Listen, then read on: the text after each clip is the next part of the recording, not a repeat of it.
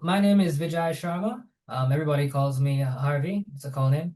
I'm a fourth year medical student at the University of the West Indies, Mona, right now. So right now I'm in Kingston, Jamaica, on the postgraduate hall.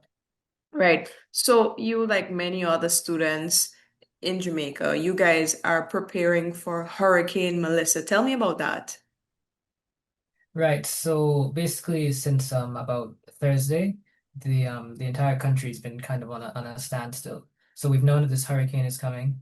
It's really unprecedented in terms of even Jamaica in terms of hurricanes. The last time a hurricane was projected to make landfall was 12 years ago, and the last time something was Category 5 or of this scale was 37 years ago. So not even really in recent memory with Hurricane Gilbert. So the country's been on a standstill, a little bit of a shutdown. We've been told to stock up on water, on food, non-perishables, things like that. Um, of course, remain inside as it starts to rain and winds start kicking up. But at the same time, it's been like kind of like we're in a little bit of a bubble because we've known it's coming, but it hasn't reached us yet. So today is the first day that we've really felt hurricane effects. And before it was almost like eerily quiet, like instead of sun or rain, there's just kind of nothing because a hurricane would suck up all the systems around it. So it was kind of just a vacuum in terms of weather. And stores remained open as long as they could, but now today really everything is full shutdown and expected to be so until Tuesday. Right. Walk us through a bit of the emotions that you're feeling first to prepare for a hurricane as someone coming from Ghana where we don't get hurricanes, and now actually starting to feel the effects of Hurricane Melissa. Right. So of course, Guyana is a little bit blessed in terms of its placement in the world. We don't get earthquakes or hurricanes. We did have an earthquake last week, so we started off with that. I actually slept through it, so I was privileged to get through that unscathed. And now, of course, we have not just a hurricane, but the largest in any recent living memory in terms of Jamaica. So it's definitely apprehensive. It gives us a sense of apprehension for us students here.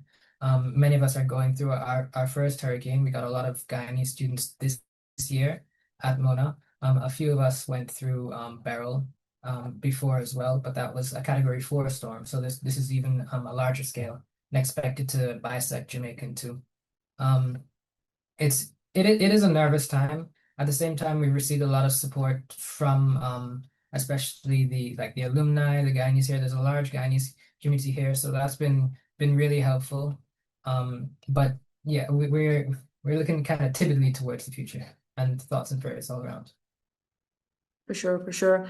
Just give us a sense of what your personal preparation has been like, and if you could perhaps tell us about any support you've been getting, a bit more details on the support you've been getting.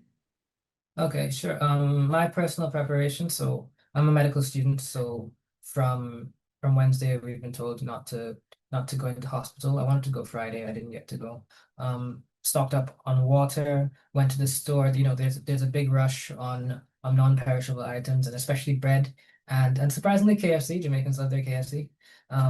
So try to stock up on those kinds of items, toilet paper, things like that.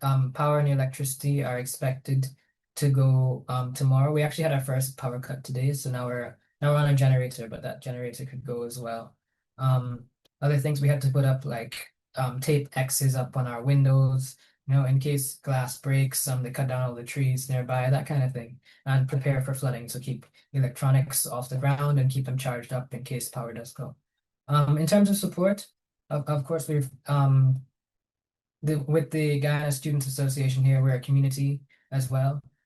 So those of us who've been through a storm already have been helping those who aren't so familiar go through it. We have a staff advisor here, Dr. Allison Fung, who's important at the university as well. So she's been making sure we're taken care of.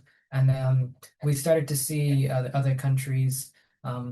They started to either evacuate the students or give them grants or support for assistance. And initially we were worried because we hadn't heard anything from our country, but eventually we did get a response very, very happily this morning from our president, Irfan Ali. He gave me a call this morning to assure us that yes, they're thinking of us. We're spoken for. He has the GDF on standby and things like that. So I'm very happy to hear from him and very happy to receive his support.